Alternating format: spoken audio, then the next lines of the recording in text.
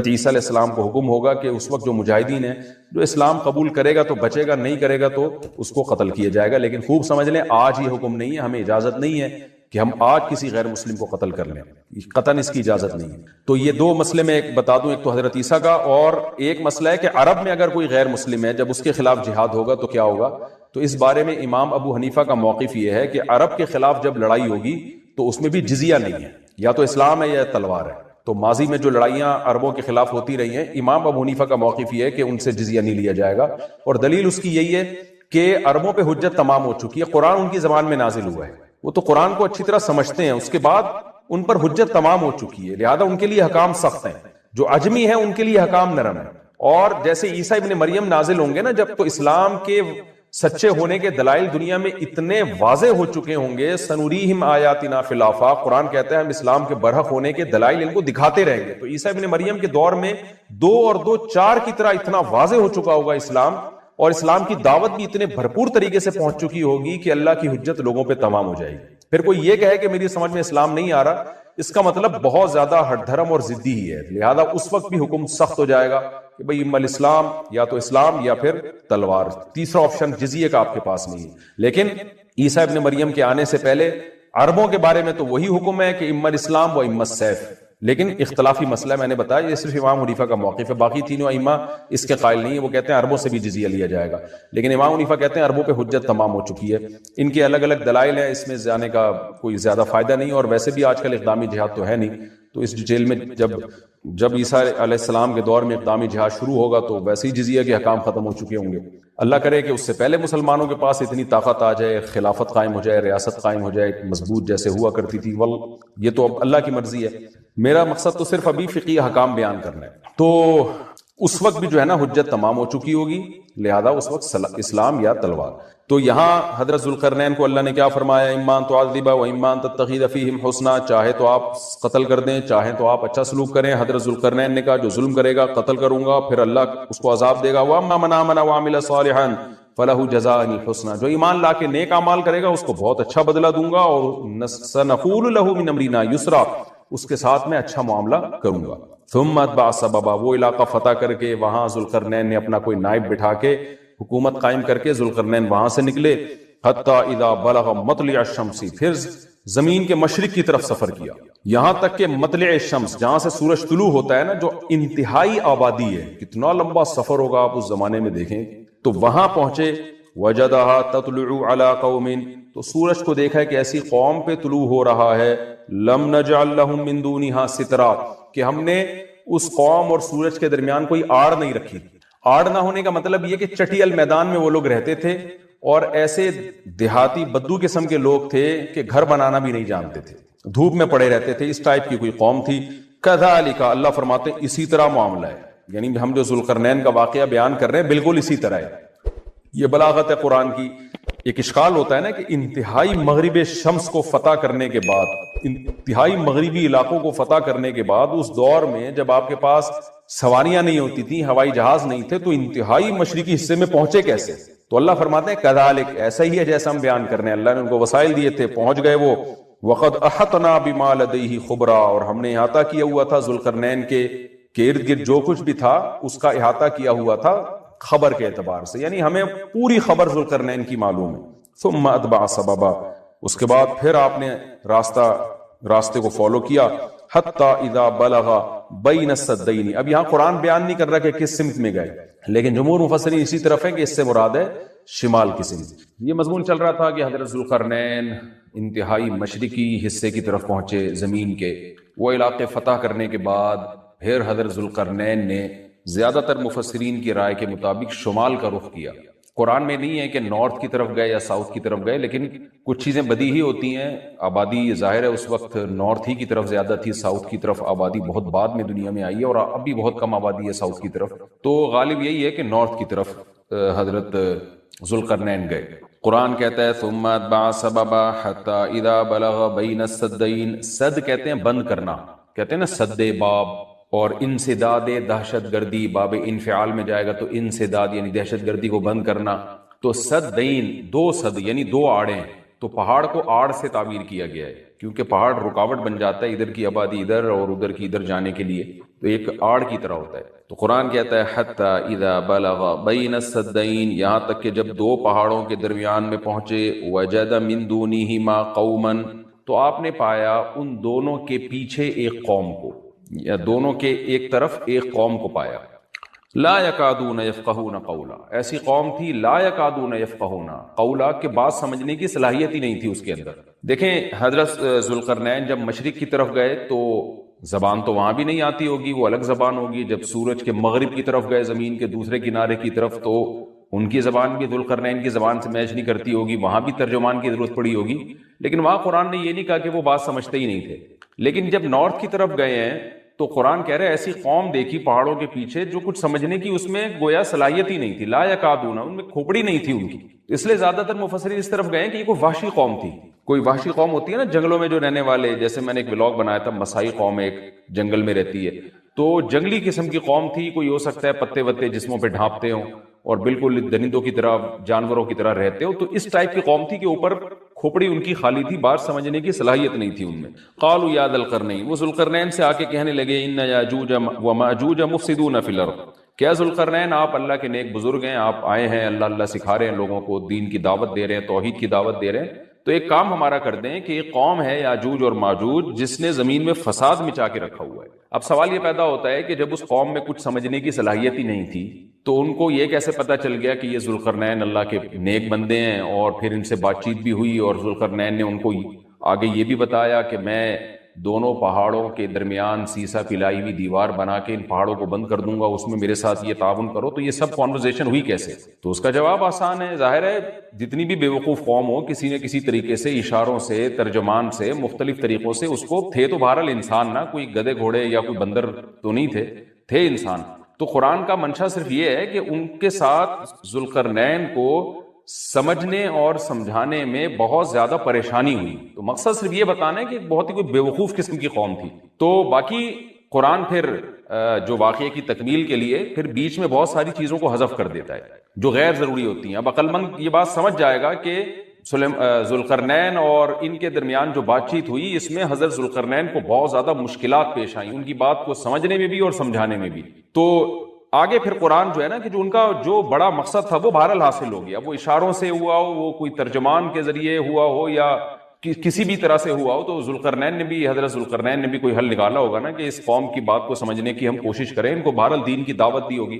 تو اس اشکال کا جواب تو یہ ہے، کیونکہ قالو کا مطلب یہاں نہیں ہے کہ آئے انہوں نے ذوالقرنین کی زبان میں بات کرنا شروع کر دی. جو بھی اپنی زبان میں جس طرح سے بھی بات کی، چاہے اشارہ سے کی ہو یا ترجمان کے ذریعے کی ہو. دوسری بات یہ ہے کہ انہوں نے حضرت ذوالقرنین کی طاقت کا تو اندازہ لگا لیا تھا کہ یہ اتنے پاورفل ایک لشکر کے ساتھ آئے ہیں اور ان کے پاس اتنا اسلحہ ہے، اتنے گھوڑے ہیں، تو یہ ہنر مند ہیں.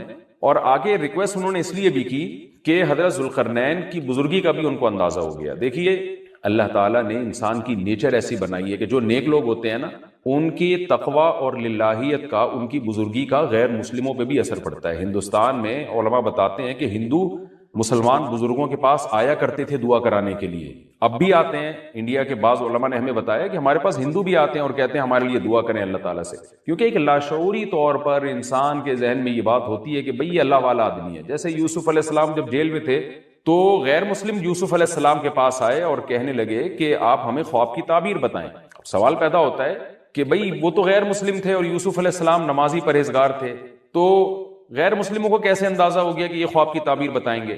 اس کا جواب یہی ہے کہ لاشعوری طور پر اللہ نے دلوں میں ایک ہیبت ڈالی ہوتی ہے پرہیزگار لوگوں کی، ایک روب ڈالا ہوا ہوتا ہے اور ایک عظمت ڈالی ہوئی ہوتی ہے. تو یوسف علیہ السلام کے پاس آنے والے لوگوں کو یہ بات معلوم تھی کہ یہ عظیم انسان ہے اور یہ ان کو اللہ تعالیٰ وہ باتیں بتا دے گا جو ہمیں نہیں بتاتا. اللہ ان کو خواب کی تعبیر سمجھا دے گا، ہم نہیں سمجھ سکتے. تو یہ ایک لاشعور میں انسان کے ہوتی ہے یہ بات. اور بھی اس پہ بہت ساری مثالیں ہیں، لیکن میں پھر وہ ہمارا یہ لیکچر جس کو ہم فوکس کر رہے ہیں وہ رہ جائے گا. تو ذوالقرنین کے ساتھ بھی یہی ہوا کہ وہ قوم جنگلی وحشی قسم کی تھی، لیکن ان کو طاقت کا بھی اندازہ ہو گیا اور بزرگی کا بھی اندازہ ہو گیا.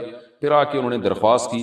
طرز عمل سے یہ لگتا ہے کہ وہ قوم بھی مسلمان ہو گئی تھی، یعنی بغیر لڑائی کے اور بغیر کسی مناظرے بازی کے ذوالقرنین کا مذہب اس قوم نے بھی قبول کر لیا.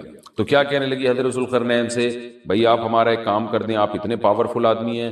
ان یاجوج وماجوج مفسدون فی الارض، یاجوج ماجوج ایک قوم ہے جس نے زمین میں فساد مچا کے رکھا ہوا ہے، آئے دن قتل و غارت کرتے ہیں وہ.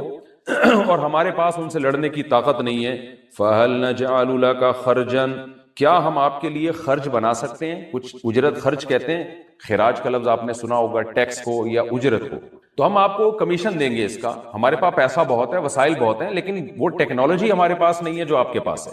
تو ہم دیکھ رہے ہیں آپ کو اللہ نے ایک بڑی قوت اور طاقت دی ہے، تو پیسہ ہمارے پاس بہت ہے، ہم آپ کو اس کی اجرت دیں گے. آپ نے یہ کرنا ہے کہ علا، اس بات پر ہم آپ کو اجرت دیں گے، تجعل بیننا وبینہم سدا، کہ آپ ہمارے اور ان کے درمیان ایک آڑ بنا دیں، ایک دیوار بنا دیں. کیونکہ بہت بڑی دیوار بنانی پڑے گی اور پہاڑوں کو کہ اس خلا کو ختم کرنا پڑے گا. وہ قوم آ کے ہم پہ حملے کرتی ہے اور ہمارا بہت نقصان کرتی ہے.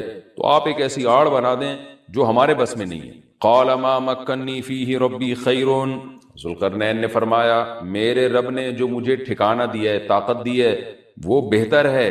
کیا مطلب؟ مجھے تمہاری اجرت کی ضرورت نہیں ہے، میرے پاس بہت وسائل ہیں. دیکھیں استغنا بہت بڑی نعمت ہے. سلیمان علیہ السلام کا بھی یہی انداز تھا. جب ملکہ سبا نے ہدیہ دے کے بھیجا نا، تو سلیمان علیہ السلام نے بھی یہ فرمایا تھا، ما آتانی اللہ خیر مما آتاکم، مجھے جو اللہ نے وسائل دیے ہیں وہ تم سے بہت زیادہ ہیں. تو ایسے موقع پہ اس طرح کی بات کرنا یہ تکبر نہیں کہلاتا، بلکہ یہ عین شکر ہے کہ بھائی میں کیوں کسی سے مانگوں. آپ نے بعض دفعہ مالداروں کو دیکھا ہوگا وہ یہ جملہ کہتے ہیں، بھائی ہم کسی کے محتاج نہیں. تو اس جملے میں اگر اللہ کے شکر کی نیت ہے تو یہ اچھا جملہ ہے، اور اگر نیت ہے دوسرے کو نیچا دکھانا پھر یہ تکبر ہے. تو بعض وہمی لوگ کیا کرتے ہیں، کوئی بھی اس طرح کا جملہ زبان سے نکال دے تو فوراً اس پہ تکبر کا فتویٰ ٹھوک دیتے ہیں. یہ ٹھیک نہیں ہے. تو اس طرح کے جملے پیغمبروں سے بھی ثابت ہیں تو اور اہل اللہ سے بھی ثابت ہیں. حضرت ذوالقرنین نے فرمایا بھائی پیسوں کی مجھے ضرورت نہیں ہے، ما مکنی فیہ ربی، میرے رب نے جو مجھے وسائل دیے ہیں، خیر، وہ بہت بہتر ہے. تم کیا دو گے مجھے؟ کتنے پیسے دے دو گے؟ ہاں مجھے افرادی قوت کی ضرورت ہے، کیونکہ اتنے بھاری بھرکم پتھر اٹھا کے پہاڑوں پہ لے کے جانا، لوہے کی پلیٹیں لے کے جانا، اس کے لیے افراد چاہیے، مزدور چاہیے، لیبر چاہیے. فَأَعِینُونِی بِقُوَّةٍ، تم مجھے میری مدد کرو قوت کے ساتھ. قوت چاہیے مجھے، پاور چاہیے، افرادی قوت چاہیے. یہاں قوت سے مراد ہے وسائل چاہیے، لیبر چاہیے، مزدور چاہیے. تو اجعل بینکم وبینہم ردما، میں تمہارے اور ان کے درمیان آڑ بنا دوں گا، دیوار بنا دوں گا. آتونی زبر الحدید، وہ قوت یہ چاہیے کہ دو تم مجھے لوہے کی پلیٹیں، یعنی اوپر چڑھانے میں میری مدد کرو ان کی. تو وہ افراد چاہیے ہمیں بہت بڑی تعداد میں جو لوہے کی پلیٹوں کو لے کے پہاڑوں کے اوپر چڑھیں، اور کوئی بھی اس وقت جو بھی طریقہ انہوں نے اختیار کیا ہوگا ان پلیٹوں کو ہم دونوں پہاڑوں کے بیچ میں رکھیں گے. حتی اذا ساوا بین الصدفین، یہاں تک کہ جب دونوں کنار، صدف کہتے ہیں پہاڑ کے کنارہ، دونوں کناروں کے درمیان ان لوہے کی پلیٹوں کو. اچھا یہاں بھی اندماج ہے. صنعت اندماج کا مطلب بہت سے واقعات قرآن بیچ میں حذف کر رہا ہے. تو ایسا ہی نہیں ہے کہ بنی بنائی پلیٹیں، انہوں نے کوئی اسٹیل مل تھی اور وہ پلیٹیں پہلے سے تیار رکھی ہوئی تھیں. ظاہر ہے ذوالقرنین نے کیا کیا، لوہا جمع کیا پہلے. حضرت ذوالقرنین نے کس قدر محنت لگی ہوگی، پہاڑوں کے درمیان بہت زیادہ لوہا چاہیے. تو کہاں کہاں سے پتہ نہیں کتنے مہینے کا یہ پروسیس ہوگا، کتنے سال اس پروجیکٹ میں لگے ہوں گے، کہاں کہاں سے لوہا جمع کیا ہوگا. ہو سکتا ہے زمین میں کھدائی کا کام شروع کیا ہو پہلے، کہ زمین سے لوہا نکالیں ہم، پھر اس لوہے کو گرم کر کے اس کو بھٹیوں میں گرم کر کے کیسے پلیٹوں کی شکل میں تبدیل کیا ہوگا. تو یہ کوئی آسان کام نہیں ہے. لیکن قرآن نے اس پورے واقعے کو حذف کر دیا اور مختصراً بیان کیا. آتونی زبر الحدید، جو لوہے کی پلیٹیں ہم نے تیار کی ہیں وہ لا کے دو. حتی اذا ساوا بین الصدفین، جب ان پلیٹوں کو دونوں پہاڑوں کے بیچ میں ایسے ایسے نصب کرنا شروع کر دیا. ایک پلیٹ آئے، پھر دوسری پلیٹ، پھر تیسری پلیٹ. یعنی اگر ایسے کر کے پلیٹ لگاتے تو یہ تو پلیٹ تو بہت ہلکی ہوتی، یاجوج ماجوج اس میں سوراخ کر دیتے، یا کچھ بھی اس کو توڑ دیتے، یا جلا دیتے، پگھلا دیتے بھٹی کے ذریعے، کچھ بھی کر سکتے تھے. تو پلیٹوں کو ایسے کر کے رکھا گیا کہ چوڑائی میں جو ہے وہ دیوار بنے. قال انفخوا، تو ذوالقرنین نے کہا اب ان میں آگ بھڑکاؤ. انفخوا کا مطلب پھونک مارنا ہے، لیکن یہاں پھونک سے بھٹی کی جو گرم کرنے کے لیے جو ہوا ڈالی جاتی ہے نا، جو جیسے آپ نے دیکھا ہوگا نا پرانے زمانے میں خواتین جو تھیں، وہ بوڑھی مائیں کیا کرتی تھیں، دادیاں، وہ ایک پائپ لے کے نا کوئلوں میں پھونک مارتی تھیں. اس سے کیا ہوتا ہے، وہ ٹیمپریچر بڑھتا ہے. آج بھی میں نے گاؤں دیہاتوں میں دیکھا ہے بھٹیوں میں کہ وہ ہوا کا پریشر بنانے کے لیے انہوں نے کچھ دیسی قسم کی مشینیں لگائی ہوئی ہوتی ہیں. ایک صاحب کو میں نے دیکھا کوئی سائیکل کا پہیے پہ پتہ نہیں کون سی مشین لگائی ہوئی ہے، اس سائیکل گھمائے جا رہے ہیں، ادھر سے ہوا نکل رہی ہے اور وہ لوہا پگھلنا شروع ہو گیا. تو بھٹی میں جو پہلے زمانے میں ٹیمپریچر بڑھایا جاتا تھا وہ ہوا کا پریشر بڑھا کے ہی بڑھایا جاتا تھا، یا ہو سکتا ہے کوئی گیس ہو جس کا پریشر بڑھانے کو انفخو سے تعبیر کیا جا رہا ہے. حتی اذا جعلہ نارا، یہاں تک کہ جب ان پلیٹوں کو بہت زیادہ گرم کر دیا اور آگ کی طرح وہ پلیٹیں بیچ میں نصب کر کے نا آگ کی طرح پگھلنے لگی، پانی کی طرح وہ پگھلنے لگی، تو قال آتونی افرغ علیہ قطرہ، جب وہ گرم ہو گئی نا بہت زیادہ تو پہلے سے تانبا پگھلا کے رکھا ہوا تھا. یہاں بھی وہی تفصیل ہے کہ حضرت ذوالقرنین نے جو اتنا زیادہ تانبا پگھلا کے پہلے سے بالکل وہ پانی کی طرح تانبا پگھلایا ہوا تھا. میں نے دیکھا ہے جو کاپر ہے پگھلتا ہوا بھٹیوں میں، مجھے تو ایسی چیزیں دیکھنے کا بڑا شوق ہے، تو وہ اتنا زیادہ اس کا ٹیمپریچر ہوتا ہے نا کہ ایسا لگتا ہے جیسے جہنم کی آگ ہے. اللہ ہم سب کو محفوظ رکھے. تو میں کبھی کبھار جب یہ آیت پڑھتا ہوں تو میں سوچتا ہوں کہ کیا کتنا بڑی مقدار میں حضرت ذوالقرنین نے کہاں کہاں سے تانبا جمع کیا ہوگا، پھر اس کو کیسے اس زمانے میں جو صدیوں پرانی بات ہے جب ٹیکنالوجی نے اتنی ترقی نہیں کی تھی، اس کا تو اشیر اشیر بھی نہیں تھا، لیکن کیسے اس کو پگھلایا ہوگا انہوں نے حضرت ذوالقرنین نے. تو وہ کسی دیگڑے میں جناب اتنا زیادہ، پھر دیگ کہاں سے لائے ہوں گے، وہ دیگ تو خود پگھل جائے گی. اس کے لیے مخصوص قسم کی ایک کوئی میٹل ہوتا ہے کہ اس کا ٹیمپریچر اور تانبے کا ٹیمپریچر میں فرق ہوتا ہے کہ تانبا جس ٹیمپریچر پہ پگھلے گا تو اس دھات کو، تانبے کو جس دیگ میں ڈالا جائے وہ اس ٹیمپریچر پہ نہ پگھلتا ہو، یا کوئی پتھر کی دیگ ہوگی جو بھی ہوگا، لیکن بہرحال یہ ساری چیزیں محیر العقول ہیں. تو حضرت ذوالقرنین نے پہلے سے بہت بڑی مقدار میں تانبے کو پگھلا کے رکھا ہوا تھا. انہوں نے کہا کہ آتونی افرغ علیہ قطرہ، قطر کہتے ہیں تانبے کو. اب یہ جو ہے دو مجھے میں اب ان پلیٹوں کے اوپر جو گرمی سے جو پگھل رہی ہیں نا، ان کے اوپر تانبا ڈال دوں گا. یعنی تانبا ڈالنے کا مقصد کیا تھا کہ دونوں پلیٹوں کے درمیان جو خلا ہے وہ پر ہو جائے، اور پلیٹوں کو پگھلانے کا مقصد یہ تھا کہ پلیٹیں اور تانبا آپس میں مکس ہو جائیں، ایک یکجان ہو جائیں وہ. کیونکہ جب ایک چیز گرم کر کے دوسری گرم چیز کے ساتھ ملائی جاتی ہے نا تو وہ اس کے اجزاء ایک دوسرے میں داخل ہو جاتے ہیں اور وہ بالکل یکجان ہو جاتا ہے. تو آتونی افرغ علیہ قطرہ، دو مجھے یہ تانبا، میں اس کے اوپر انڈیل دوں گا. تو وہ دیگیں تانبے کی پگھلا کے پہاڑوں پہ چڑھایا گیا ان دیگوں کو، اور پھر وہ لوہے کی پلیٹوں کے بیچ میں جو خلا تھا نا، ان خلا میں وہ تانبے کا جو پگھلا ہوا تانبا تھا پانی کی شکل میں، اس پگھلے ہوئے تانبے کو ڈال دیا گیا. تو وہ یکجان ہو کر ایک بہت مضبوط آہنی دیوار بن گئی. فَمَا اسْطَاعُوا أَن يَظْهَرُوهُ، اب یاجوج ماجوج میں اس کی استطاعت نہیں رہی کہ اس پہ چڑھ سکیں. وَمَا اسْتَطَاعُوا لَهُ نَقْبًا، اور اس دیوار میں نقب کی استطاعت بھی نہیں رہی. کتنا لمبا سوراخ کریں گے اس کو کھود کے، یہ بھی ان کے لیے ممکن نہیں رہا. جب اتنا زبردست پروجیکٹ چند مہینوں میں یا چند سالوں میں مکمل ہوا یا چند دنوں میں، اس کی حقیقت اللہ ہی جانتا ہے، لیکن یہ بہت بڑا پروجیکٹ تھا، بہت ایک شاندار کام تھا جو شاید اس زمانے میں بہت مشکل ہو. تو اس زمانے میں آپ سوچیں کہ کتنا مشکل ہوگا، لیکن ذوالقرنین نے جب اس پروجیکٹ کو مکمل کیا، قال ھذا رحمت من ربی، وہی بات، تکبر نہیں کیا کہ میرا کمال ہے، دیکھا اور پھر شو بازی شروع کی. نا نا نا نا نا، ھذا رحمت من ربی، یہ میری رب کی طرف سے رحمت ہے. لیکن سلیمان علیہ السلام بھی یہی الفاظ تھے نا جب تخت سامنے آ گیا، ھذا من فضل ربی، یہ میرے رب کا فضل ہے. تو انبیاء اور نیک لوگ، اللہ ان سے جب بھی کوئی عجیب کام لیتا ہے تو فوراً اللہ کی طرف نسبت کرتے ہیں. پھر وہ دنیا کی بے ثباتی بھی دکھاتے ہیں کہ انہی چیزوں میں پڑھ کے نہ رہ جانا. فوراً ذوالقرنین نے کیا کہا، فَإِذَا جَاءَ وَعْدُ رَبِّي، جب میرے رب کا وعدہ آئے گا نا، جَعَلَهُ دَكَّا، اللہ اس کو توڑ تاڑ دے گا. مطلب یہ دنیا کی ترقی ہے، یہ ہے فنا ہونے والی، دل لگانے کی چیز نہیں ہے. تو ایسا نہ ہو کہ اس سے دل لگانا شروع کر دو اور اسی میں بس کے رہ جاؤ اور اللہ کو بھول جاؤ اور اپنی ترقیوں پہ ناز کرنا شروع کر دو. فَإِذَا جَاءَ وَعْدُ رَبِّي، جب میرے رب کا وعدہ آئے گا، جَعَلَهُ دَكَّا، اسے توڑ تاڑ کے برابر کر دے گا.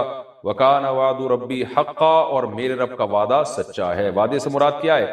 دونوں مراد ہو سکتے ہیں، یا تو قیامت مراد ہو سکتی ہے کہ قیامت میں سب چیزیں ہی ٹوٹ جائیں گی، یا جو احادیث میں آیا ہے کہ جب یاجوج ماجوج قرب قیامت میں ظاہر ہوں گے تو وہ دیوار ختم ہو جائے گی، یا تو وہ مراد ہے. وَتَرَكْنَا بَعْضَهُمْ يَوْمَئِذٍ يَمُوجُ فِي بَعْضٍ، اور ہم ان میں سے بعض کو، یعنی جو یاجوج ماجوج ہیں ان میں سے بعض کو، یومئذ، جس دن ایسا ہوگا، جس دن اللہ کا وعدہ آئے گا اور یہ دیوار ٹوٹے گی، یموج فی بعض، ہم ان کو ایسا کر دیں گے کہ یہ ایک دوسرے میں گھس رہے ہوں گے.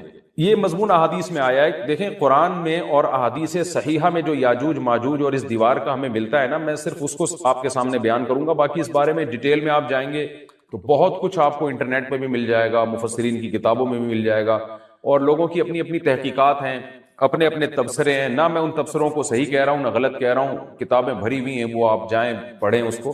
لیکن جتنی بات قرآن سے اور صحیح احادیث سے یاجوج ماجوج کے بارے میں ثابت ہوتی ہے، میں صرف اس کو آپ کے سامنے ابھی پیش کر رہا ہوں. پہلا عقیدہ تو یہ ثابت ہوتا ہے کہ یاجوج ماجوج ایک قوم ہے، انسان ہیں وہ، کوئی انسانوں کے علاوہ کوئی الگ مخلوق نہیں ہے، لیکن ہیں بڑے فسادی۔ دوسری بات، یہ بہت قدیم ہے، ذوالقرنین جب گئے تو اس سے پہلے کی یہ قوم ہے اور زمین میں پہلے سے فساد مچا رہی ہے، لیکن بہت زیادہ ان کی کثرت نہیں تھی جتنی کثرت قرب قیامت میں ہوگی، کیونکہ نسل ان کی بہت تیزی کے ساتھ بڑھ رہی ہے۔ تیسری بات یہ ہے کہ اللہ نے ان کو دنیا کے کسی حصے میں رکھ کے چھپا دیا ہے۔ چھپایا اس لیے ہے کہ ان کے ظاہر ہونے کا ایک ٹائم ہے، اور وہ ہے حضرت عیسیٰ علیہ السلام کا دور۔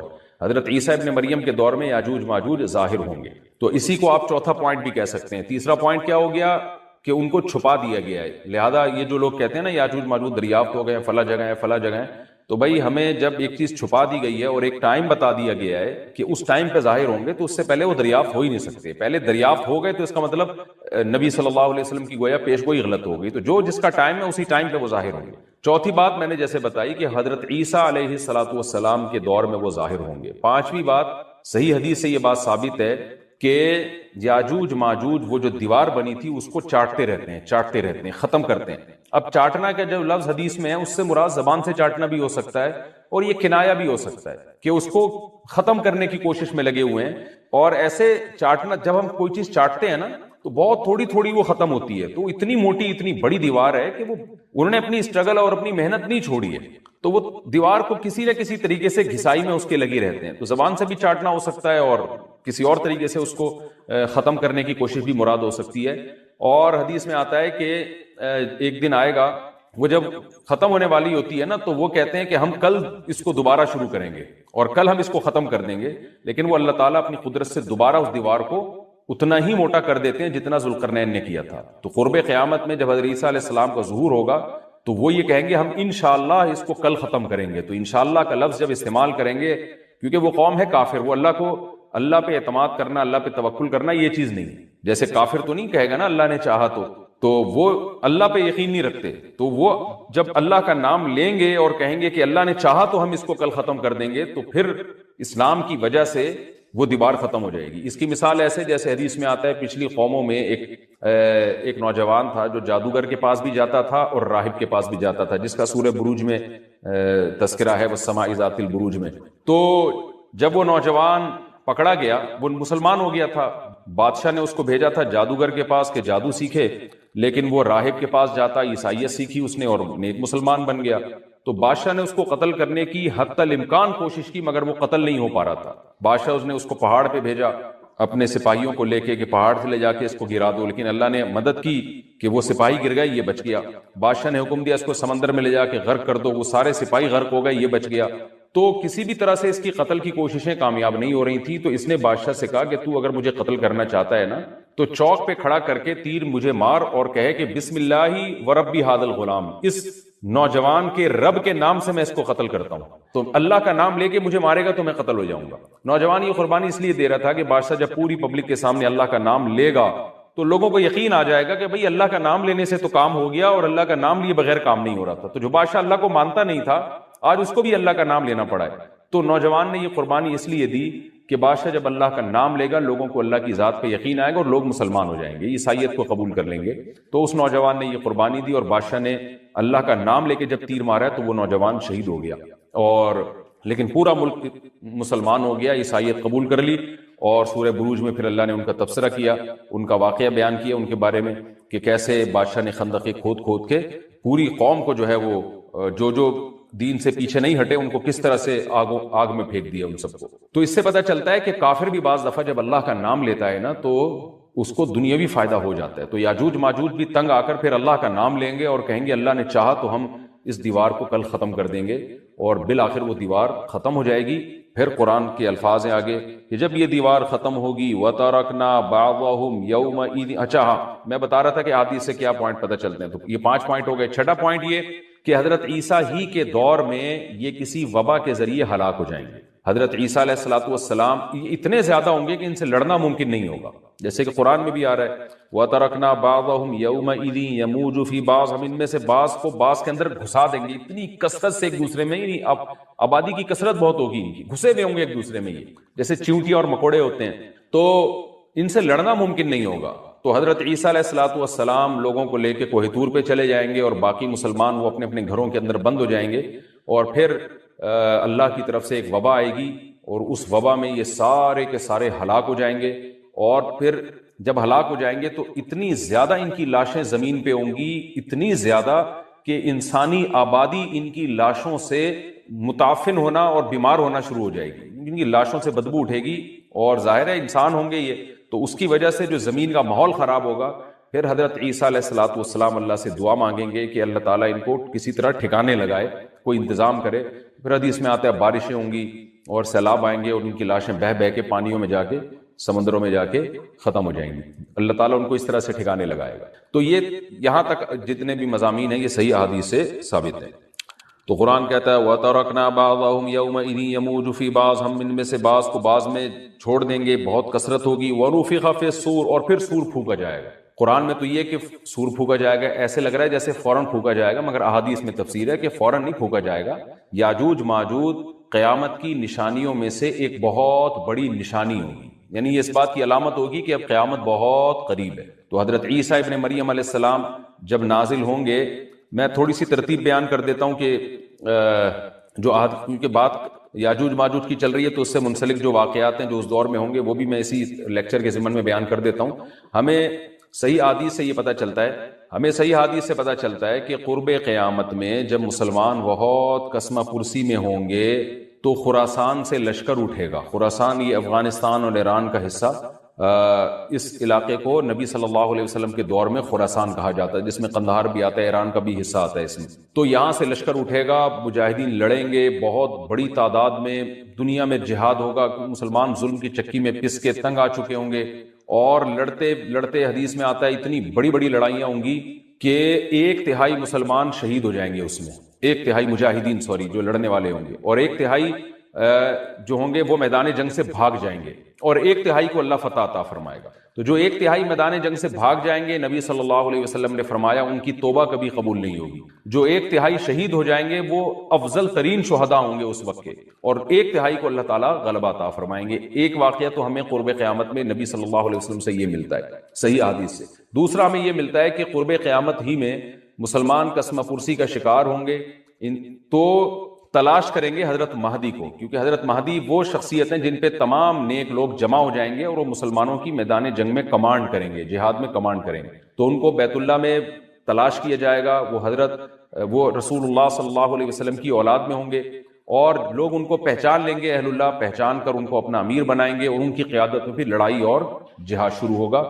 اور یہ لڑائی جب دمشق میں لڑائی ہو رہی ہوگی تو دمشق میں عصر کی نماز کے وقت حضرت مہدی، میں نے جو یہ کہا کہ دمشق میں لڑائی ہو رہی ہوگی، مقصد یہ نہیں ہے کہ دمشق کوئی میدان جنگ بنا ہوا ہوگا، مقصد یہ ہے کہ وہ مجاہدین کا لشکر دمشق میں ہوگا عصر کی نماز کے وقت، لڑائی چاہے کسی اور میدان میں ہو رہی ہو، لیکن احادیث میں ہمیں دمشق کا تذکرہ ملتا ہے۔ تو دمشق میں حضرت شام کا تذکرہ ملتا ہے، اور جو قرائن ہمیں ملتے ہیں وہ دمشق کی ایک خاص مسجد ہے، وہ مسجد حضرت مفتی تقی عثمانی صاحب اور مفتی رفیع عثمانی صاحب نے اس کو ہائی لائٹ بھی کیا، لیکن وہ یقینی نہیں ہے، یہ خوب سمجھیں، انہوں نے اس کا بھی تبصرہ کیا ہے کہ اس کے بارے میں کوئی یقین نہیں ہے۔ تو حضرت مہدی عصر کی نماز پڑھا رہے ہوں گے، لوگ امامت میں آپ کے پیچھے کھڑے ہوں گے، یہاں تک کہ مسجد کے مینار پر، آج بھی وہ مینار موجود ہے جس کے بارے میں غالب گمان ہے کہ یہ وہ مینار ہے جہاں حضرت عیسیٰ علیہ السلام نازل ہوں گے، غالب گمان کے درجے میں کہا جا سکتا ہے، ورنہ پھر اسی کے اڑوس پڑوس میں کوئی مسجد ہوگی۔ میرا اگر شام جانا ہوا تو انشاءاللہ میں ارادہ ہے کہ میں ولاگ میں اس مسجد کا بھی تذکرہ کروں گا، اس جگہ کا بھی تذکرہ کروں گا، لیکن میں پہلے یہ بات بتا دوں کہ وہ 100% یقینی نہیں ہے، ایسا نہ ہو کہ اس مسجد کے مینار پہ چڑھ کے لوگ جو ہے وہ اس کے کوئی مینار کو ہی چاٹنا شروع کر دیں تبرک کے طور پہ۔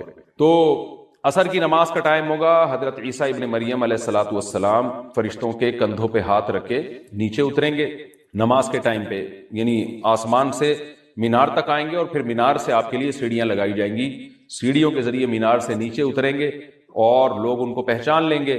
حضرت مہدی ان کو امامت کے لیے آگے کریں گے کہ آپ اللہ کے ایک پیغمبر ہیں، آپ نماز پڑھائیے، حضرت عیسیٰ علیہ السلام انہی کو آگے رکھیں گے، اور اس طرح کا مفہوم ہے حدیث میں کہ اللہ نے اس کام کے لیے آپ کو ہی منتخب کیا۔ کیا مطلب یہ امامت اس امت کا حق ہے؟ تو حضرت عیسیٰ ابن مریم علیہ الصلوۃ والسلام کا جو کام ہوگا وہ جہاد ہے، اور یہودیوں سے انتقام لینا، کیونکہ یہودیوں نے اپنے خیال میں حضرت عیسیٰ کو قتل کیا تھا، تو اللہ نے یہودیت ہی کے خاتمے کے لیے اور دجال کے خاتمے کے لیے عیسیٰ ابن مریم کو نازل کیا ہے۔ حضرت مہدی سے پہلے ہی دجال ظاہر ہو چکا ہوگا۔ دجال کے بارے میں حدیث میں آتا ہے کہ ہر پیغمبر نے اپنی امت کو دجال کے فتنے سے ڈرایا ہے۔ اچھا، یہ دجال ایک ایسی شخصیت ہے جس کا یہودی انتظار ہم سے زیادہ کر رہے ہیں، کیونکہ یہودی اس کو اپنے لیے نجات دہندہ سمجھتے ہیں، جبکہ حدیث میں آتا ہے کہ دجال کانا ہوگا اور اس کا خدائی کا دعویٰ ہوگا، اس کے پاس کچھ ایسی طاقتیں ہوں گی کہ مردے کو زندہ کر دے، زندہ کو مار دے، ایک طرف اس کے باغ ہوگا، ایک طرف اس کے آگ ہوگی، جو اس پر ایمان لائے گا اس کو باغ میں داخل کرے گا، اور جو اس پر ایمان نہیں لائے گا اس کو آگ میں داخل کرے گا۔ اور رسول اللہ صلی اللہ علیہ وسلم نے فرمایا اس کی جو آگ ہے حقیقت میں وہ جنت کا باغ ہوگا، اور اس کا جو باغ ہے حقیقت میں وہ جہنم کی آگ ہوگی۔ تو جو نبی کی باتوں پہ یقین کرتے ہیں وہ دجال کے فتنے سے محفوظ رہیں گے۔ اور حدیث میں سورہ کہف کی بھی تلاوت کا حکم ہے، جمعے کے دن جو کہف کی تلاوت کرتا ہے اللہ اس کو دجال کے فتنے سے محفوظ رکھتا ہے۔ اب آپ دیکھیں یہ سورہ کہف میں ہی قیامت کی علامات کا تذکرہ ہے نا، تو شاید اسی وجہ سے کیونکہ جو سورہ کہف پڑھتا رہے گا وہ یاجوج ماجوج کے واقعات بھی پڑھتا رہے گا اور اللہ کی قدرت کے واقعات بھی پڑھتا رہے گا، تو دجال کے فتنے سے اللہ اس کو اس برکت سے بچا کے رکھیں گے، فتنے سے محفوظ رکھیں گے۔ تو وہ ایسی طاقتیں دکھائے گا، بے وقوف لوگ اس پہ ایمان لے آئیں گے۔ حدیث میں آتا ہے کہ کانا کبھی بھی خدا نہیں ہو سکتا، یعنی اس کی تو ایک آنکھ ہوگی نہیں، لیکن بے وقوف لوگ اس کے یہ کچھ ظاہری کمالات دیکھیں گے، یہ نہیں دیکھیں گے کہ یہ تو شکل بھی اس کی اچھی نہیں ہے، یعنی خدا کا بس کم جمال والا ہوتا ہے نا، یہ تو ہے بھی کانا، اور اس کے بڑا بڑا کافر بھی لکھا ہوا ہوگا واضح طور پر، جس سے پتہ چلے گا۔ لیکن احمق اور بیوقوف لوگ جیسے روحانی عامل کو کچھ شعبدے دیکھ کر ان پہ سے متاثر ہو جاتے ہیں نا، روحانی عاملوں کے شعبدے دیکھ کے، تو ایسے ہی دجال کے شعبدے دیکھ کے متاثر ہوں گے۔ تو بہت لوگوں کو، خلقت کو، بہت بڑی امت کو گمراہ کرے گا دجال، اہل اللہ کو اللہ تعالیٰ اس کے فتنے سے محفوظ رکھے گا۔ پھر حضرت عیسیٰ ابن مریم جب نازل ہوں گے تو وہ دجال کو قتل کریں گے۔ حدیث میں آتا ہے کہ نیزے کے ذریعے گھوڑے پہ بیٹھ کے قتل کریں گے۔ علماء نے اس حدیث کا دو مطلب بیان کیے ہیں کہ یا تو اس کا مطلب یہی ہے کہ واقعی گھوڑے پہ بیٹھیں گے، نیزہ استعمال کریں گے، اور زمین جو ہے وہ اتنی پہلے اس سے جنگیں ہو چکی ہوں گی کہ لوگ دوبارہ تلواروں گھوڑوں کی طرف آ جائیں گے۔ اس بات کا امکان ہے، ہر ملک ایٹمی طاقت بن چکا ہے، تو اگر یہ ایٹم بم سارے ملک آپس میں چلا دیں تو ہم دوبارہ گدے گھوڑوں والی زندگی پر آ جائیں گے، ٹیکنالوجی ساری تباہ برباد ہو جائے گی، انسان کی ترقی۔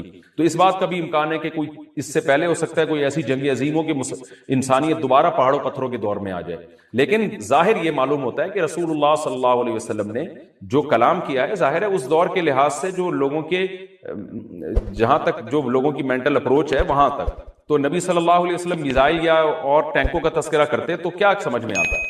تو گھوڑے سے مراد ہے جو اس زمانے کا گھوڑا ہوگا، اور نیزے سے مراد ہے اس زمانے کا جو اسلحہ ہوگا، کیونکہ نیزہ نبی کے دور کا ایک مناسب اسلحہ تھا اور گھوڑا نبی کے دور کی میدان جنگ کی ایک مناسب سواری تھی۔ تو اس سے یہ بھی پتہ چلتا ہے کہ ہو سکتا ہے عیسیٰ ابن مریم نیزے کے بجائے کلاشنکوف کا استعمال کر لیں، تو یعنی وہ نیزہ جو ہے وہ اس کلاشنکوف کی یا جو بھی اسلحہ اس وقت حضرت عیسیٰ ابن مریم استعمال کریں گے اس کی ایک تعبیر ہے، تو اس کا بھی پورا امکان ہے۔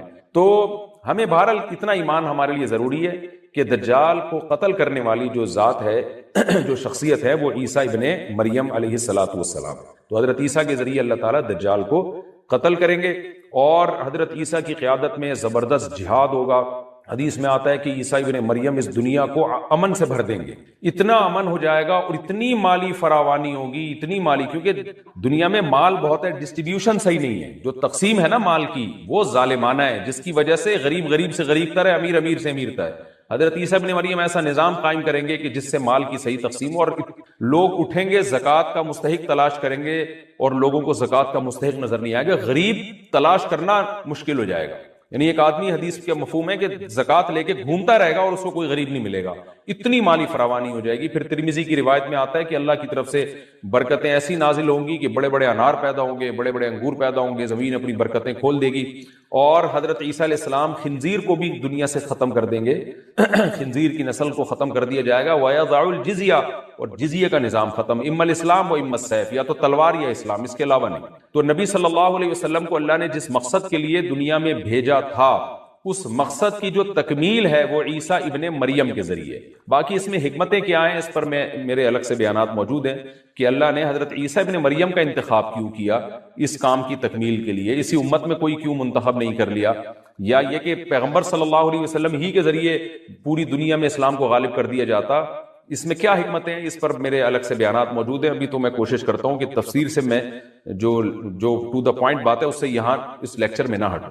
تو اسی وقت حضرت عیسیٰ ابن مریم اس کو یاجوج ماجوج کو قتل کریں گے اور دنیا انصاف سے بھر جائے گی، اور اللہ تعالیٰ نے جو پیغمبروں کو دنیا میں بھیجا تھا اس کا مقصد کیفیت اور کمیت دونوں لحاظ سے حاصل ہو جائے گا۔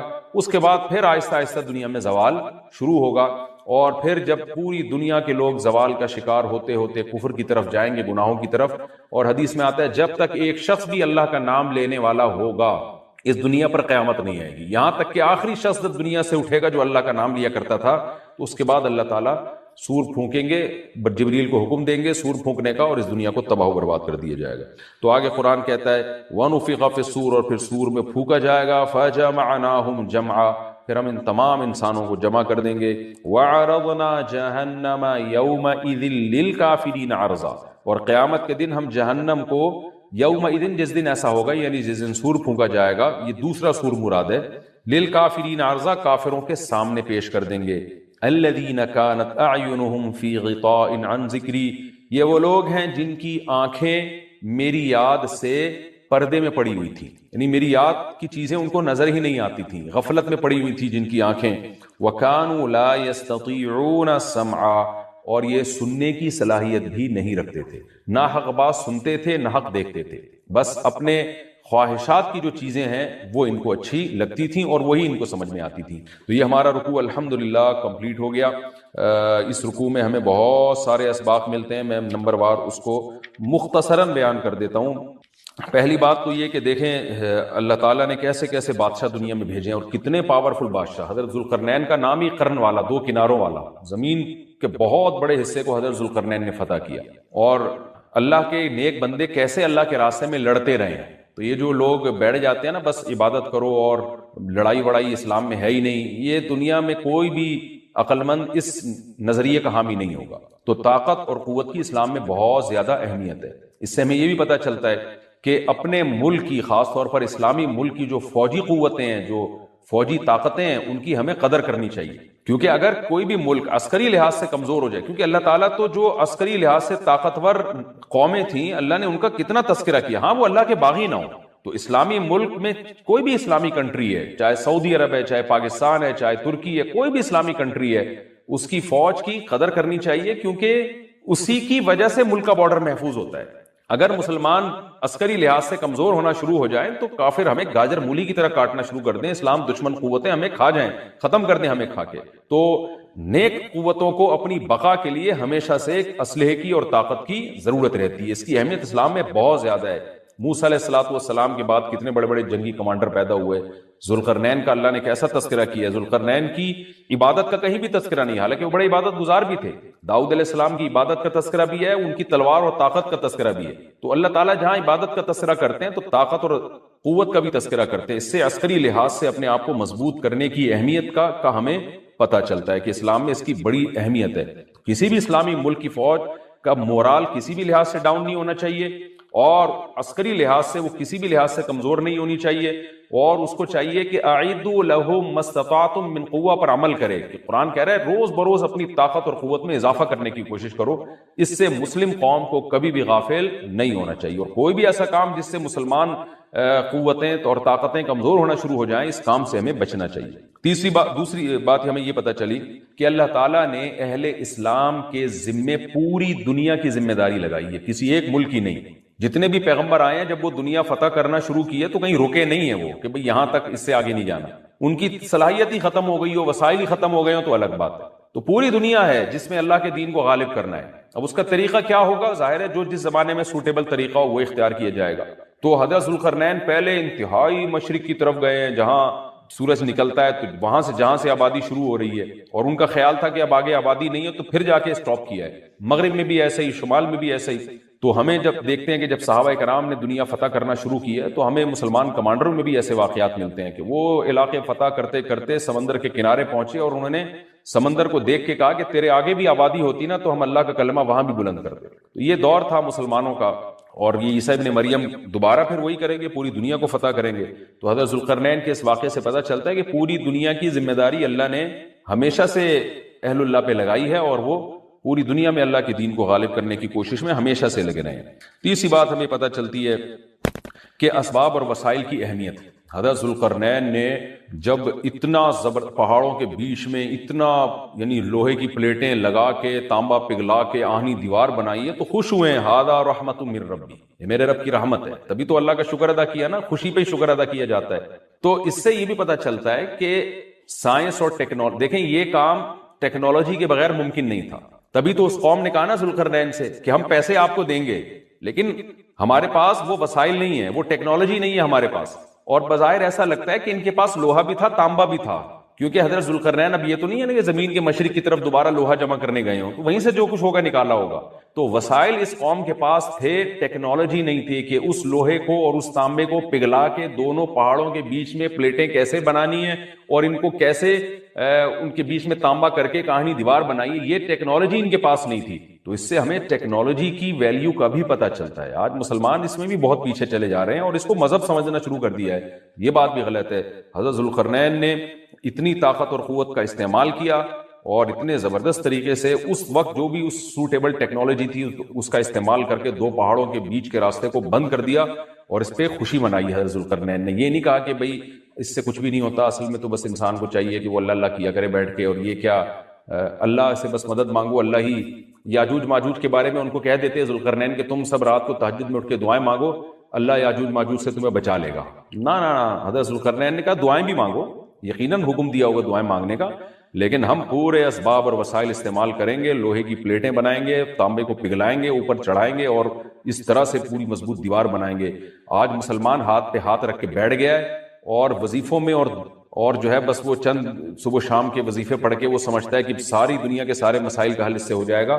ایسا نہیں ہے. آپ کو بہت زیادہ ترقی کرنی ہے، بہت زیادہ اسباب و وسائل میں آپ کو غیر مسلموں سے آگے نکلنا ہے. جیسے کہ قرون اولیٰ کا مسلمان نکلا تھا، تبھی اللہ نے اس کے لیے دنیا میں فتوحات کے دروازے کھولے تھے. تو اللہ ہمارے لیے فتوحات کے دروازے جبھی کھولے گا جب ہم عبادت کے ساتھ ساتھ سائنس اور ٹیکنالوجی کے میدان میں بھی آگے بڑھنے کی کوشش کریں.